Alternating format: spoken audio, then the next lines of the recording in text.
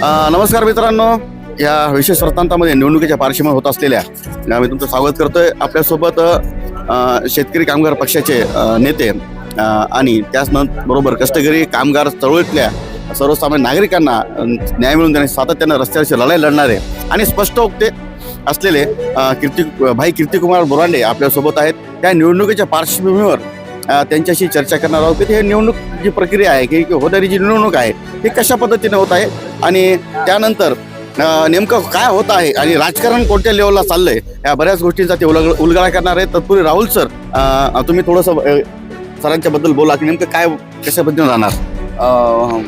आज माझ्यासोबत शेतकरी कामगार पक्षाचे जिल्हाध्यक्ष आणि कष्टकरी कामगारांचं नेतृत्व असणारे भाई कीर्तिकुमार बोरांडे. प्रश्न असा आहे की विविध पक्षामध्ये निष्ठेने काम करणारे कार्यकर्ते आहेत, तर अशा कार्यकर्त्यांना सुद्धा राजकीय क्षेत्रात उभं राहण्यासाठी, त्यांनाही सुद्धा निवडणुकीला तोंड सामोरं जाण्यासाठी, त्यांनाही करण्यासाठी ते प्रयत्न करत असतात. एकंदरीत या निवडणुकीला पाहत असताना भाई कीर्तिकुमार बोरांडे कसं पाहतात या गोष्टीचं विश्लेषण करूया. अमर गालपाडे सर, मुद्दा महत्त्वाचा आहे आणि फार आहे, काय सांगाल भाई?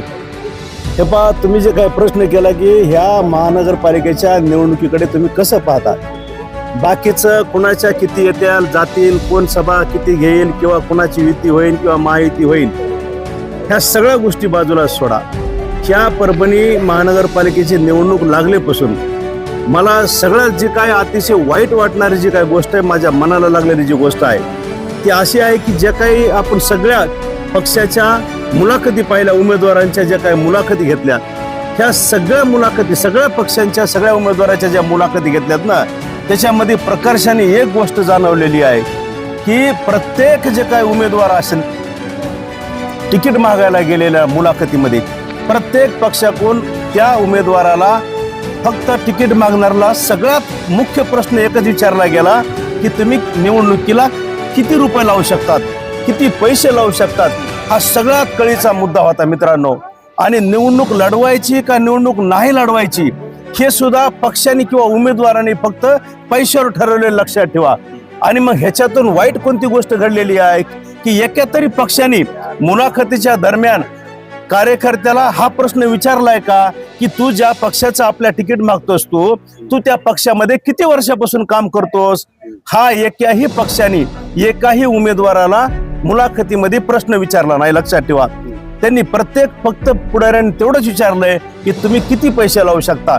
जर पैसे जर हा निकष असेल, आज माझ्या मते एक गोष्ट प्रकर्षाने मला जाणवली ह्या सगळ्या मुलाखतीच्या दरम्यान की पक्षामध्ये तो कोणताही पक्ष असा, ज्या पक्षाच्या विरोधामध्ये मी काम करतो समजा किंवा ज्याची भूमिका आवडत नाही, ते भाजप असेल ते किंवा आणखी कुठले शिवसेना असेल किंवा आणखी अन्य पक्ष असतील, ह्या सगळ्या पक्षाच्या कार्यकर्त्याकडे मी त्या ठिकाणी पारदर्शकपणाने पाहून मी ह्या गोष्टी या ठिकाणी सांगू इच्छितो की ते जे कार्यकर्ते आहेत पक्षामध्ये काम करणारे, आता दोन जमाती निर्माण झालेल्या आहेत.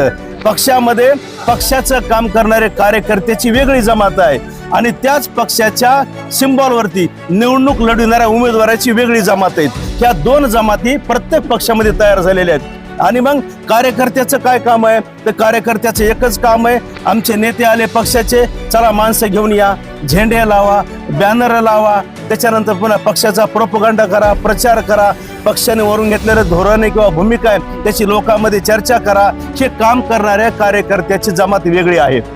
आणि ऐन वेळेला मी 50 लाख लावतो, मी 1 कोटी रुपये लावतो म्हणून मैदानामध्ये उतरणारी जी काही ह्या आयत्या वेळेला जे काही तिकीट घेणार आहेत ना, ही दुसरी जमात आहे. ह्याच्यामुळं ही गोष्ट आत्ता घडत असल्यामुळं ह्याचे सगळ्यात पुढे काय गंभीर परिणाम होणार आहेत आपल्यावरती, तर गंभीर परिणाम असं होईल की पक्षामध्ये काम करणारा कार्यकर्त्याला जसा जसा ह्या गोष्टीचा अनुभव येईल की काम करणाऱ्या माणसाला तिकीट भेटत नाही तर ज्याच्यापाशी पैसे त्याला तिकीट भेटते. मनुष्याने काय होईल, काम करणारी जी जमात आहे कार्यकर्ता नावाची, ती आता ह्याच्यानंतर सगळ्या पक्षातून लोप पावली जाईल. ही सगळ्यात वाईट गोष्ट मला या निवडणुकीच्या संदर्भाने जाणवते प्रकर्षानं. एकनिष्ठता जी होती पहिलं, प्रामाणिकपणा, पक्षाची एकनिष्ठता होती आणि त्या एकनिष्ठतेवर आधारित माणसांना तिकीट मिळायची, काय मिळायची. आता कसं होतं निश्चित प्रत्येक पक्षामध्ये पूर्वी काय व्हायचं, मुलाखतीला तोच प्रश्न व्हायचा ना की तू पक्ष सभासद कधी झालास, किती वर्षापासून तू काम करतोस, पक्षाच्या कुठल्या कुठल्या कार्यक्रमामध्ये प्रत्यक्ष सहभाग घेतला, हा प्रश्न राहायचा. आणि त्याच्यामुळं काय व्हायचं माहिती का, मला आठवतं एकदा परभणीमध्ये स्थानिक स्वराज्याच्या निवडणुकीमध्ये भारतीय जनता पार्टीनं अभय साठे यांना त्या ठिकाणी उमेदवारी दिली होती. त्यावेळेस त्यांनी विचारलं नाही की अभय साठे तुमच्याविषयी रुपये किती आहेत, हे विचारलं नाही. परंतु आता माझ्या डोळ्यासमोरचा प्रश्न आहे, आता दिनेश शिंदे नरवाडकर गेले, ठीक आहे ना, ते भाजप मधला एक चांगला सामान्य कार्यकर्ता आहे, भाजपवर निष्ठ असणारा कार्यकर्ता आहे. त्याला जर विचारलं तू 50 लाख रुपये लावू शकतोस का, ते उमेदवारी सोडून द्यावं, ते मुलाखतीला तुमच्याकडे येणार नाही. म्हणजे कुठलाही मी त्यांचंच का नाव घेतलं, कारण तो भाजप आहे, लक्षात ठेवा. हे बाकीचे तर माझे सहकारी पक्ष आहेत, पण भाजपच्या त्या कार्यकर्त्याची पण तशी अवस्था आहे. त्याच्या प्रचंड मनाला खेद वाटते. मी काय ह्या म्हणजे उमेदवारी मधला मागणं मी माझ्या पद्धतीनं ह्याच्यामध्ये जे काही चांगले माणसं काय असतील त्यांना सभागृहात धाडण्यासाठी एक थोडं मी माझ्या पद्धतीने जे होईल ते काम करणारा माणूस आहे.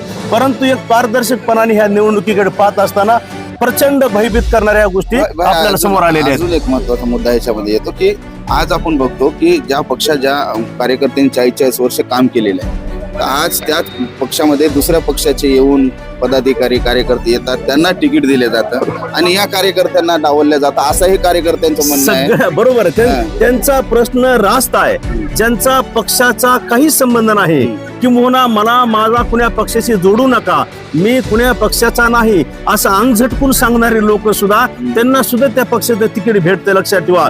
माझं काय म्हणणं आहे की ह्या सगळ्या पक्षामध्ये राजकीय पक्षात काम करणाऱ्या कार्यकर्त्यात सामान्य जे 50 लाख 1 कोटी भरू शकत नाहीत किंवा उमेदवारी घेऊ शकत नाहीत, त्या सगळ्या कार्यकर्त्याला माझी विनंती आहे, तुम्हाला जर चांगले दिवस आणायचे असतील तर तुम्ही एक काम केलं पाहिजे.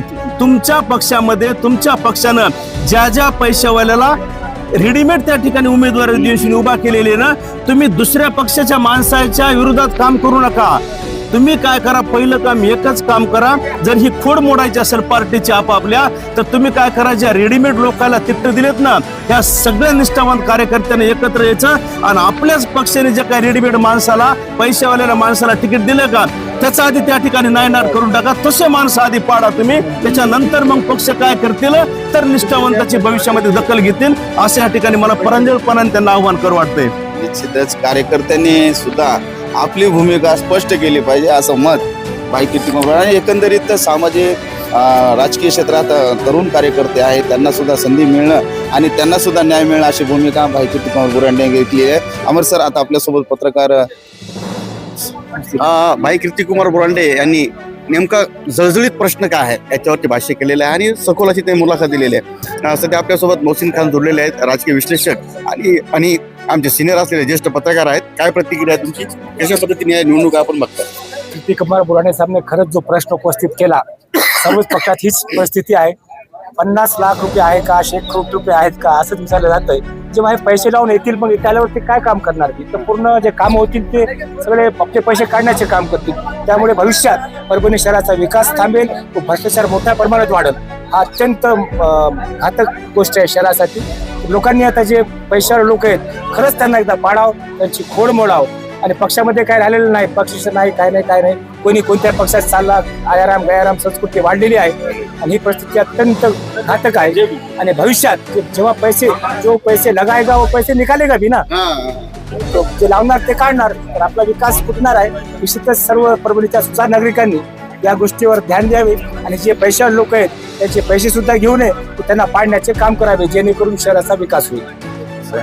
मोहसिन खान यांनी सुद्धा भाई कीर्तिकुमार बोरांडे यांच्या जी काय प्रतिक्रिया दिली त्याच्यावर सुद्धा त्यांनी सहमती दर्शवलेली आहे आणि खरंच एक महत्त्वाचा प्रश्न भाईंनी आपल्यासमोर उभा केलेला आहे. राहुल सर, काय म्हणतात बघा? आजच्या महत्वाचा जो विषय आहे आजच्या निवडणुकीच्या दरम्यान कार्यकर्त्यांचा आहे, नागरिकांचा आहे. कार्यकर्ते खूप कुचंबना आहे. एकंदरीत भाई कीर्तिकुमार बोरांडे पत्रकार मोहसिनजी यांनी सुद्धा मांडलेला आहे. अशा दररोज आपल्याशी आम्ही आमच्या चॅनलच्या माध्यमातून हे विषय निश्चितच आपल्यासमोर आणलेला आहे. चॅनलला फॉलो करा, सबस्क्राईबर करा. व्हिडिओ जर्नलिस्ट संदीप लहानेसह मी राहुल लोयवाळ, अमर गालपाटी, परभणी.